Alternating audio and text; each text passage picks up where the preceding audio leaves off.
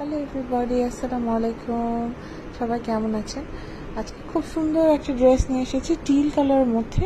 এই যে স্লিভটা দেখেন, স্লিভের মধ্যে খুব সুন্দর করে অর্গানজা এবং এমব্রয়ডারি করা আছে।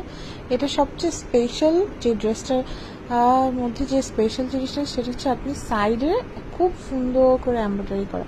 কিন্তু এই ড্রেসটা যদি আপনি ছোট করতে যান, সাইজ করতে চান, তাহলে এই এমব্রয়ডারিটা আর থাকবে না।